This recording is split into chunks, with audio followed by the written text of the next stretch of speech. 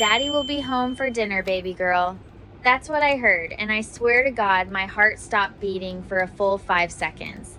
Let me back up. I'm Maya. I'm a flight attendant based out of Atlanta, 32 years old. I thought I had my life figured out. I thought my husband Marcus was a software engineer who worked 60-hour weeks. I thought those business trips to Seattle, to Austin, to Chicago were real. I thought the late night texts saying stuck in meetings were just part of the grind. I was wrong. So painfully, embarrassingly wrong. 3 years, 36 months, 1,095 days. That's how long my husband has been unemployed. That's how long he's been playing house with another family, 3 counties over in Gwinnett County. While I was serving drinks at 35,000 feet, he was playing daddy to a 2-year-old. While I was working red-eye flights to pay our mortgage, he was using my money to buy diapers for another woman's child. And you want to know the part that makes me want to scream? I was proud of him. I bragged about how hard he worked. I defended him to my mom when she said he was never around. He's building our future, I said. Our future. What a joke. So here's my question to you.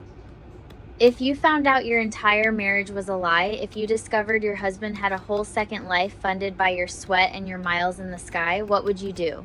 Because I'm standing here and I don't know whether to cry, to break something, or to plan something much, much worse. Am I in the wrong for what I did next? You tell me. But before you judge, hit that subscribe button. Because this story, it gets so much darker before the light comes back. It was a Tuesday. I remember because Tuesdays are my short days, just a quick turnaround to Tampa and back. I got home around 4 in the afternoon, expecting an empty house like always. Marcus was supposedly in Denver for a critical client presentation, but his phone was on the kitchen counter, buzzing. Now, I'm not the type to snoop. At least I wasn't. We'd been married for 6 years. 6 years of trust. 6 years of me looking the other way when things didn't add up. But something about that Tuesday felt different. Maybe it was the way the light hit the screen. Maybe it was the fact that he'd forgotten his phone for the first time ever. I picked it up. The text was from someone named B. Just the letter B. Daddy will be home for dinner, baby girl. Don't let mommy burn the chicken again. I read it 3 times. Then 4. My hand started shaking so bad I had to sit down on the floor. Right there, on the cold tile. The same tile we'd picked out together at Home Depot when we bought this house in East Atlanta. The same tile where we danced to old R&B songs on our anniversary. Daddy, he was somebody's daddy. And I wasn't the mommy. I didn't cry. Not yet.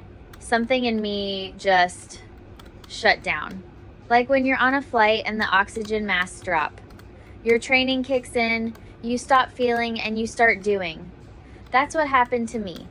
I became someone else, someone colder, someone who needed answers more than she needed air. I grabbed my laptop, I opened our joint bank account, and that's when the real horror show started. For 3 years, Marcus had been transferring money to a checking account I didn't recognize. Small amounts at first, 300 here, 500 there, then bigger chunks, 1,000, 2,000, all labeled consulting fees or business expenses. In total, $47,000. My money, my overtime pay, my holiday bonuses for working Christmas and Thanksgiving while families flew home to see each other. $47,000 to feed a lie. I dug deeper. I found the emails. He'd been using an old Gmail account I didn't know about. The password was our wedding date. The irony made me laugh out loud, this ugly, broken laugh that didn't sound like me. The emails were to a woman named Brianna. They went back 4 years. Before he lost his job, before the unemployment that he never told me about. They'd met at some tech conference in Nashville. She was a dental hygienist, younger than me, blonde. The pictures I found made my stomach twist into knots. She looked happy. She looked like she had no idea I existed. And the baby, little Emma, 2 years old, born 9 months after Marcus started his new job that required all those business trips. I sat there on that floor for 3 hours, just staring at the proof of my own stupidity. my own blindness. I thought about all the nights I'd come home exhausted, my feet swollen from 10 hours in the air, and he'd be working late at the home office. The door closed. The do not disturb sign. I'd bring him coffee. I'd rub his shoulders and tell him how proud I was of his dedication. He wasn't dedicated, he was deleting browser history, he was video calling his other daughter. He was living a double life while I literally served people peanuts for a living. The rage came slowly, like a pot of water on low heat. It started in my toes and worked its way up. By midnight, I wasn't sad anymore. I was furious. I was volcanic. I wanted to call him right then. I wanted to scream into the phone and wake up his precious little family in Gwinnett County. But then I remembered something my captain once told me during a bad turbulence patch over the Rockies. He said, "Maya, panic gets people killed. Procedure saves lives." So I made a procedure, I made a plan. First, I called my best friend, Keisha. She works in family law. She answered on the second ring, heard my voice, and said, "I'm coming over. Don't touch anything." She was there in 20 minutes. She took one look at my face and didn't ask any stupid questions. She just hugged me, hard. And then she said the words that changed everything. "Girl, you don't just have a cheating husband. You have a financial predator. He's committed fraud. We can bury him." That night, we started building a case. Screenshots, bank records, email threads. I even found his second Facebook profile, the one where his relationship status said married to Brianna Lawson and his job title said software consultant. The same job he'd been fired from 3 years ago. He'd never updated his real LinkedIn, never told me, never told anyone. He just kept pretending. The next morning, I went to work like nothing happened. I smiled at passengers. I demonstrated seatbelts. I asked people if they wanted the whole can of soda or just a cup. And inside, I was dying. Inside, I was already gone. But here's where it gets twisted. Here's the plot twist that even I didn't see coming. I decided to find Brianna. Not to fight her, not to scream at her. I needed to know who she was. I needed to know if she was in on it. So I used my flight benefits, the perks of being a flight attendant, and I took a day trip. I rented a car at the airport and I drove to Gwinnett County, to the address I'd found in the Amazon delivery emails on his secret account. It was a nice house. Not as nice as ours, but nice. Suburban. A little blue sedan in the driveway. A tricycle on the lawn. My husband's tricycle. The one he'd told me he'd donated to Goodwill because we didn't have space. I sat in that rental car for 2 hours. I watched the curtains move. I watched a woman come out to get the mail. Brianna. She looked tired. She looked normal. She looked like a woman who thought she had a husband who traveled for work. And then I saw him. Marcus. My Marcus. He came out wearing a t-shirt I'd bought him. The one that said "World's Okayest Husband." He was holding a little girl on his hip. Emma. She had his eyes. She had his chin. He kissed Brianna on the cheek and said something that made her laugh. I didn't feel angry in that moment. I felt erased. Like someone had taken an eraser to my entire existence. Who was I in this picture? I was the ghost. I was the invisible wife funding this beautiful little family 3 counties away. But I didn't confront them. Not yet. I drove back to the airport. I caught the last flight home. And I made a decision that would either make me a villain or a survivor. I was going to let them meet each other, not Marcus. He didn't get to control the narrative anymore. I was going to let Brianna and me meet, woman to woman, victim to victim. Because I had a feeling, a deep gut feeling that she didn't know about me either. I was right. I found her on Instagram. Private account, but I could see her profile picture. I made a fake account. I messaged her. I said I was a mom from a parenting group looking for advice about daycares in Gwinnett. She responded, friendly, open. We chatted for a week. Then I told her the truth. I said, I need to meet you. It's about Marcus. It's about your daughter's father, and it's not what you think. She agreed to meet at a coffee shop in Lawrenceville. Neutral ground. When she walked in and saw me, really saw me, she went pale. because I was wearing our wedding ring, and I had pictures on my phone, hundreds of them. The conversation that followed was the most surreal 30 minutes of my life. Brianna cried. I cried, but not at each other. We cried because we'd both been played by the same man. She thought he'd divorced me 2 years ago. He'd shown her fake papers, fake signatures. He told her I was a crazy ex who wouldn't let go. She'd never questioned it because why would you? Why would the father of your child lie about something that big? He told me you were in a mental facility, she whispered. He said you had a breakdown after the divorce. He said you were dangerous. I laughed. I actually laughed. It was that or scream. He told me he was in Denver right now, I said. He told me he had a client presentation. Brianna checked her phone. Her face crumpled. He texted me 30 minutes ago. He said he was picking up Thai food for dinner. He said he loved me. We sat there in that coffee shop, two women who should have been enemies, and we realized we were sisters in the same war. And then Brianna said something that lit the final fuse. He's been asking me to put the house in his name. He says it's for tax purposes. He says it'll protect Emma's future. He wasn't just a cheater, he was a con man. He was setting up to take everything from both of us. That's when I knew. This wasn't just about my broken heart anymore. This was about survival. Mine, hers, Emma's. Even though Emma wasn't my child, she was an innocent in this. And I don't hate children, I hate the man who made them pawns. So we made a plan, a real one, the kind of plan that would make a Netflix documentary. We decided to throw him a surprise party, the kind he would never forget. Brianna told him she wanted to celebrate their anniversary early. She booked a table at his favorite steakhouse in Buckhead, the one we'd gone to for my birthday last year. The one where he'd proposed to me? Yeah, that one. She told him to dress nice. She told him she had a surprise. I told him I was working a red-eye to Los Angeles. I told him I'd be gone for 2 days. Instead, I was in the kitchen of that steakhouse, with the manager who happened to be my cousin's boyfriend, with a video camera, with Brianna sitting at the table, looking beautiful, looking like the future he thought he was stealing. Marcus walked in at 7 o'clock. He had flowers. He had that smile, the one that used to make me melt. He walked up to the table. He kissed Brianna. He sat down. He said, "Where's my surprise, baby?" And I walked out.